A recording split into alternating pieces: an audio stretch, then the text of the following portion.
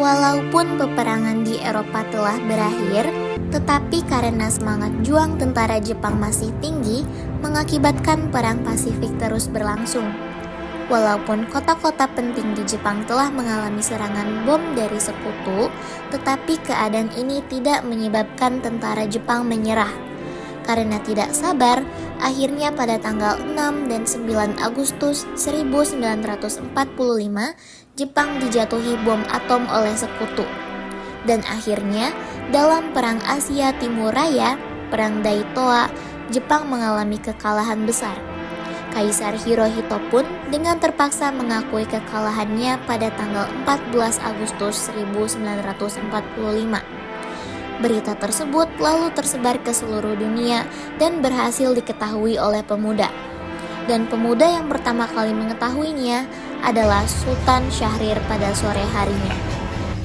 Kawabe and American Colonel Mashbear, who almost gives a handshake this way.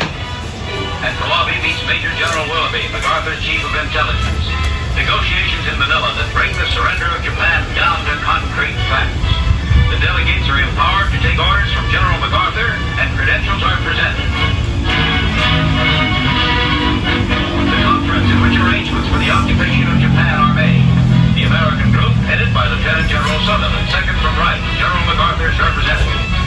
Next, the entrance of the Japanese. They receive the orders of Allied Supreme Commander MacArthur. They are told that American airborne troops will land in the Tokyo area, and that an American-British fleet will steam into Tokyo and land troops. The beginning of the occupation of Japan.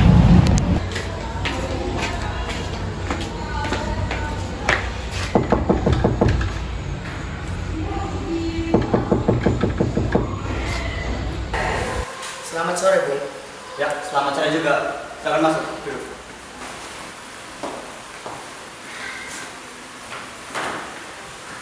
Ada keperluan apa dengan kemari, Bu Sultan?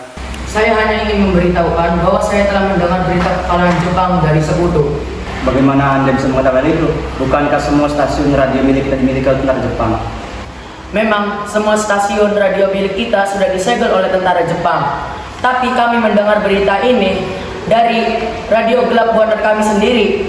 Bahkan kami mendengar berita perang ini secara sembunyi-sembunyi. Bagaimana pendapat Anda, Bung? Ini adalah berita yang bagus. Oh, baiklah. Bagaimana kalau kita memanfaatkan kesempatan ini untuk memproklamasikan kemerdekaan? Bagaimana kalau pernyataan kemerdekaan tidak dilakukan oleh PPKI? Karena saya khawatir bahwa kemerdekaan ini dicap sekutu buatan Jepang. Tapi saya tidak bisa menguruskannya sendiri. Gimana kalau kita menemui Bung Karno? Baiklah, kalau begitu, mari kita menemui.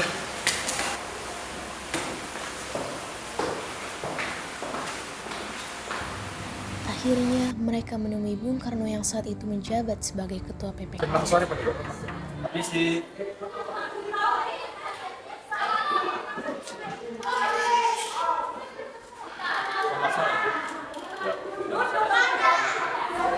perlu apa Anda kemari?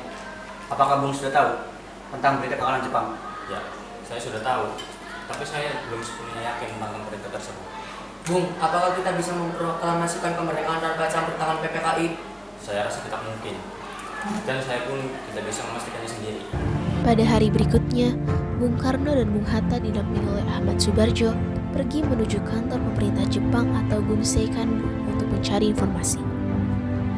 Namun, usaha itu gagal karena semua pejabat dipanggil ke markas besar Angkatan Perang atau Gunsei Reibu. Kemudian, mereka bertiga akhirnya memutuskan untuk pergi ke rumah Laksamana Maeda, yaitu Kepala Perwakilan Angkatan Laut Jepang di Jakarta.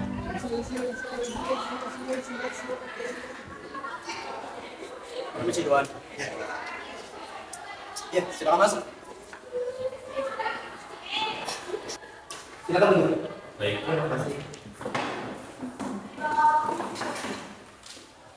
Tuan, apakah benar Jepang sudah kalah dan menyerah pada sekutu? Saya bisa mengakui berita tersebut apabila sudah ada perintah dari Tokyo. Sejak pertemuan itu, Bung Karno dan Bung Hatta yakin bahwa Jepang telah menyerah. Bung Hatta kemudian mengusulkan agar PPKI segera bersidang tanggal 16 hingga 23 Agustus 1945 di kantor Chuo Sangi In di Jalan Pejabon, Jakarta. Malam harinya, utusan pemuda, yaitu Wikana dan Darwis menemui Bung Karno di rumahnya.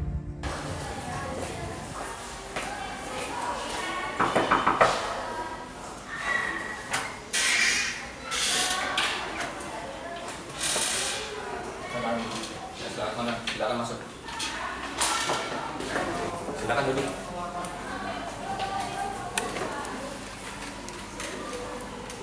Bung, malam ini kita harus kobarkan revolusi. Dan bagaimana dengan proklamasi kemerdekaan kita? Kemerdekaan itu pasti dilakukan, tapi kita harus menunggu karena persiapannya hampir selesai. Sementara itu, Bung Hatta, Ahmad Subarjo, dan Dr. Buntaran Muatmojo tiba di rumah Bung Karno. Permisi. Silakan masuk.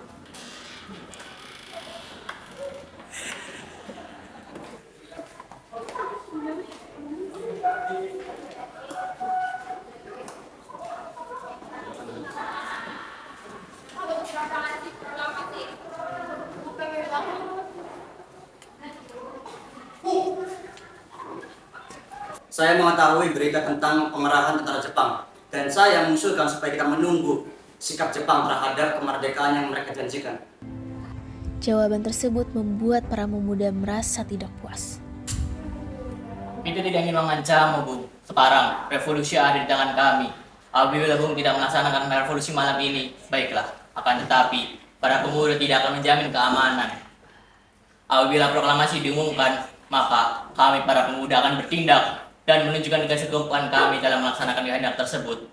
Pemuda akan melaksanakan revolusi dan darah akan mengalir. Jangan aku diancam, jangan aku diperintah.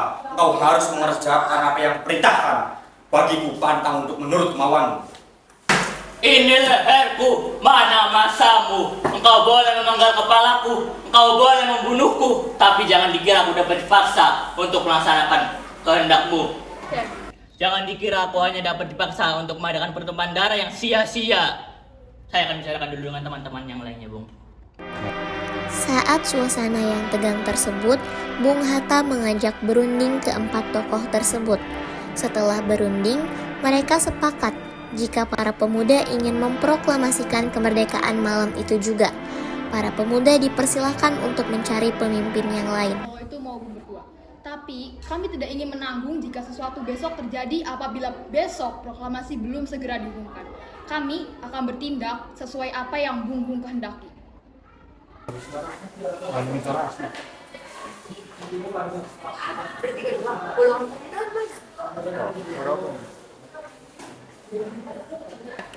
Apakah kalian sudah berhasil mendesak Bung Karno dan Bung Hatta?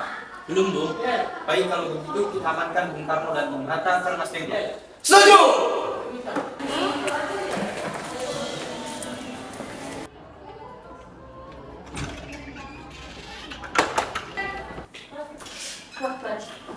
Maaf, Anda akan kami amankan untuk memutuskan kemerdekaan Indonesia.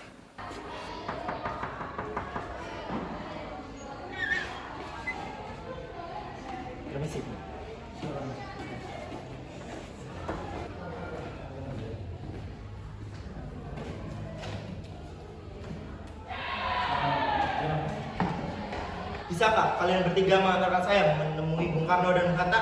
Apa yang akan kami terima untuk itu? Saya akan menjamin proklamasi akan diadakan besok 17 Agustus 1945. Ya, kami akan menjaminnya. Baiklah, kalau begitu saya akan angkat kami.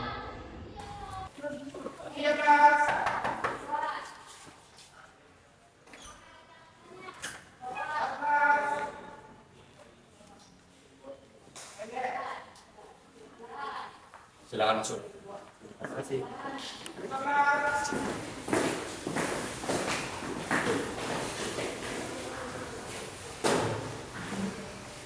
Silakan duduk. Terima kasih. Ada apa di sini? Bung, sekarang Jepang secara resmi sudah mengalami dia. Karena kan kalian berdua sebagai ketua dan wakil tidak hadir dalam rapat tersebut. Akhirnya, mereka sepakat untuk kembali ke Jakarta malam itu juga. Dan malam itu juga, mereka mengumpulkan anggota PPKI dan memimpin kelompok pemuda untuk membicarakan persiapan proklamasi. Mereka melakukan pembicaraan di kediaman Laksamana Maeda. Menjelang dini hari, 3 orang pemimpin PPKI merumuskan teks proklamasi di meja makan.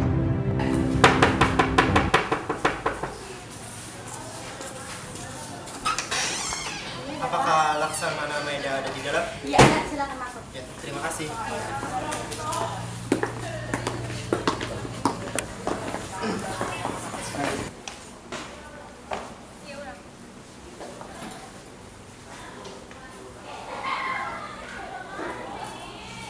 Silakan duduk. Baik.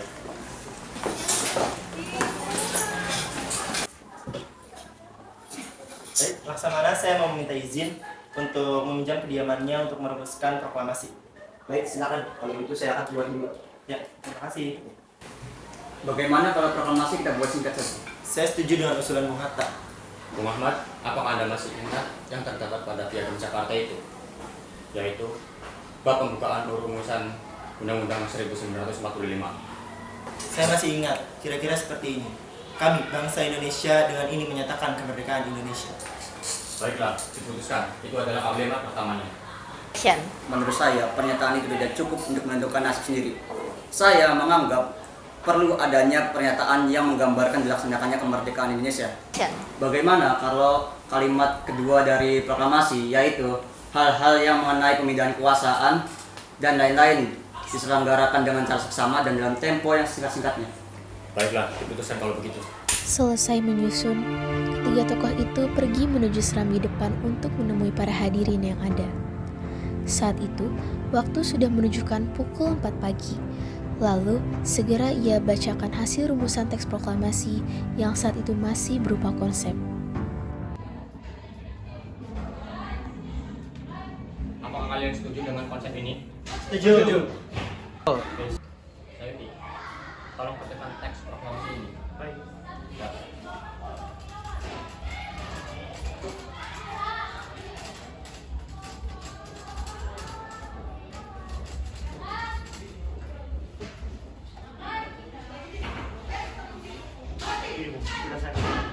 Baik. Marilah saudara-saudara. Naskah proklamasi ini kita tanda tangani bersama-sama. Ya, seperti Declaration of Independence yang dimiliki oleh Amerika.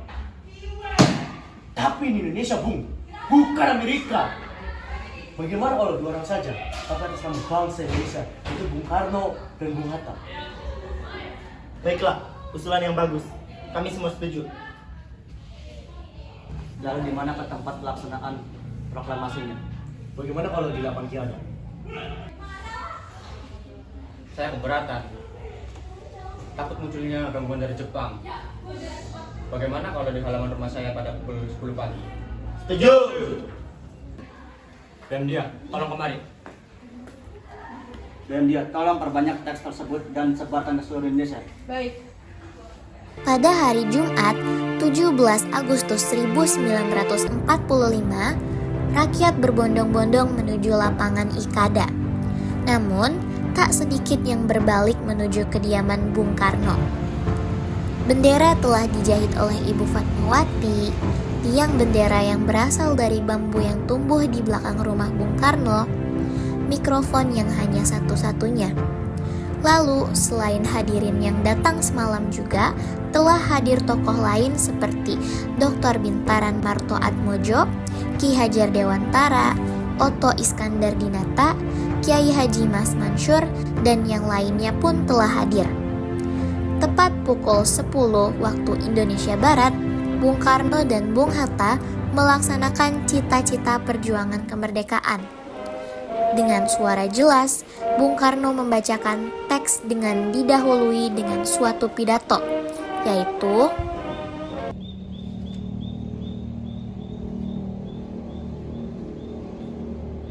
Saudara-saudara sekalian, saya telah meminta saudara-saudara sekalian hadir di sini untuk menyaksikan suatu peristiwa penting dalam sejarah kita.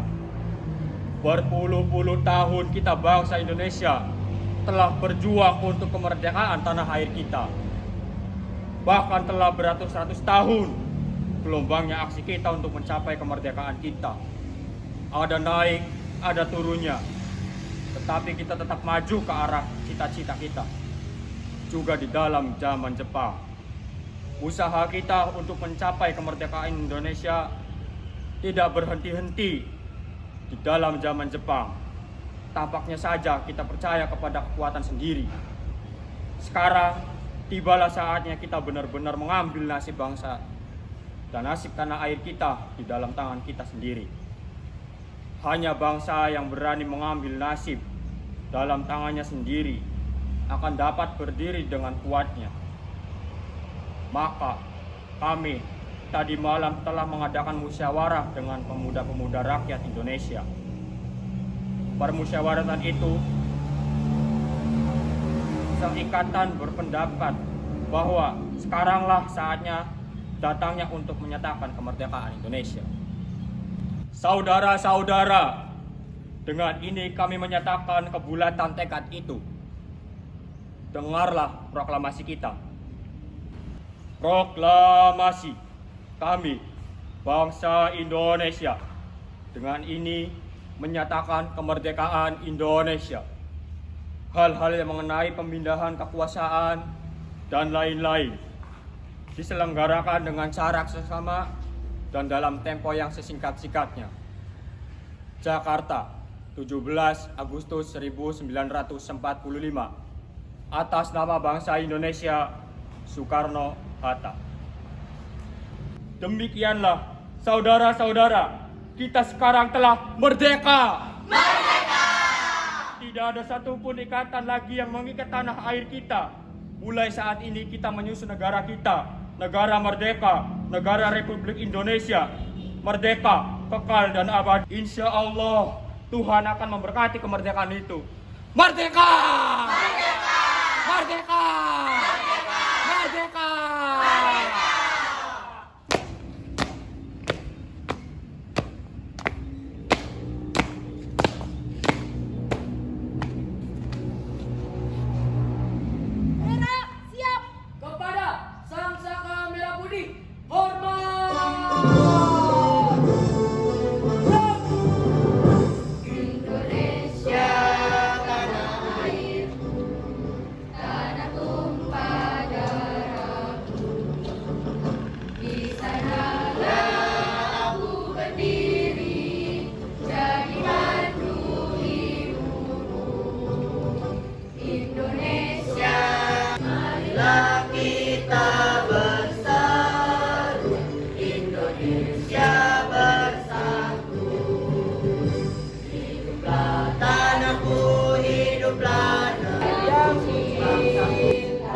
Indonesia Raya merdeka, merdeka, hiduplah Indonesia Raya. Indonesia Raya merdeka. Saudara-saudara, upacara telah selesai. Kembali ke rumah masing-masing. Setelah upacara selesai, sebagian hadirin mulai pulang. Tidak lama kemudian, sepasukan tentara Jepang datang dan berdialog dengan Bung Karno. Kami diutus oleh Bung Sekan untuk datang kemari. Apa yang Tuhan lakukan, Soekarno? Memproklamirkan kemerdekaan kami. Tuhan tidak boleh melakukannya. Perintah dari pihak sekutu kepada kami supaya meneruskan roda pemerintahan sampai mereka datang dan Bung Sekan meminta tentang larangan keras untuk menyatakan kemerdekaan. Tapi pernyataan itu sudah diucapkan. Baru saja saya mengucapkan. Sudahkah? Sudah.